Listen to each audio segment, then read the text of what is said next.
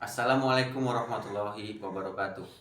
Kembali lagi dengan saya Abi Udafa, mahasiswa BPKS semester 1 dengan NIM 2024111091. Di sini saya akan menjelaskan bagaimana proses pembukaan lahan sampai pemanenan.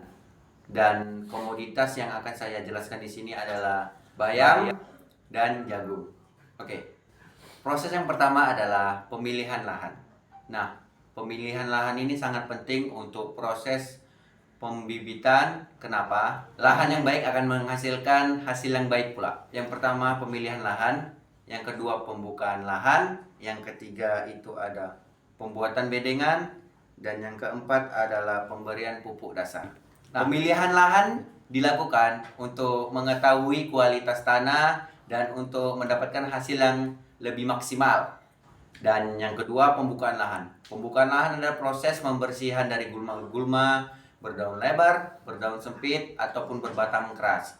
Nah, kenapa sih pembersihan atau pembukaan lahan ini sangat penting? Karena lahan yang akan kita gunakan sangat penting untuk penanaman bayam dan jagung. Lahan yang bersih akan memudahkan kita untuk melakukan penanaman.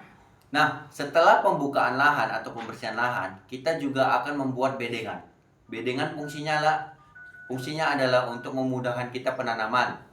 Dan setelah bedengan dibuat, bedengan juga digempurkan agar akar-akar tanaman tersebut dapat terangsang dengan baik dan tanpa menyulitkan akar tanaman tersebut untuk menembus tanah.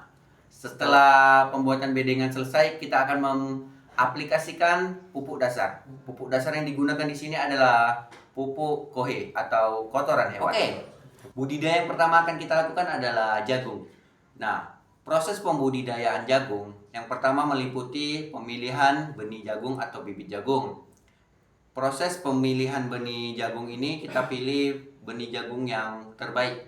Contoh, kita akan memilih benih jagung manis dengan satu buah di satu pohonnya agar pengaplikasian atau pembagian unsur hara tersebut merata ke satu pohon, tidak dibagi-bagi ke buah yang lain. Nah, kebetulan saya berada di kelompok pembersihan gulma dan pembersihan dari hama-hama penyakit.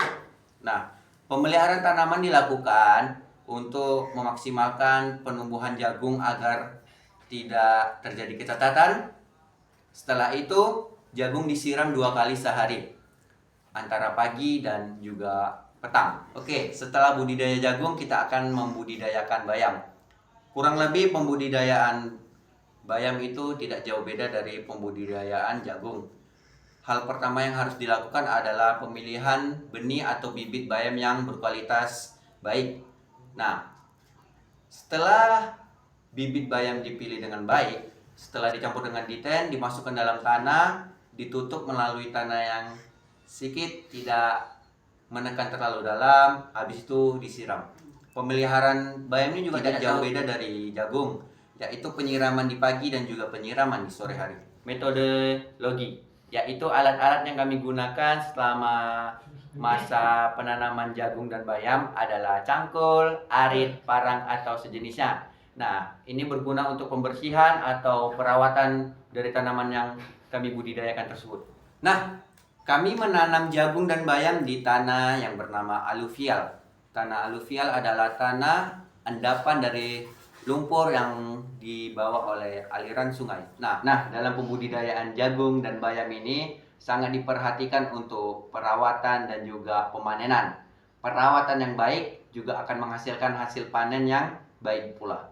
Nah, perawatan yang kami lakukan adalah dengan menyiram pagi dan juga sore, serta pengendalian gulma dan juga hama. Gulma yang sering kami temukan di kebun adalah bayam liar, itu sudah pasti. Dan juga hewan-hewan pengganggu lainnya seperti tawon endas atau kepala, kelabang, dan sejenisnya, juga belalang. Nah, bagaimana sih kami mengatasi hal tersebut? Nah, tentunya kami juga dengan pengontrolan manual atau melakukan dengan tangan, dan juga dengan penyemprotan pestisida atau fungisida untuk menghambat pertumbuhan hama-hama tersebut. Oke, sekian dari saya. Terima kasih.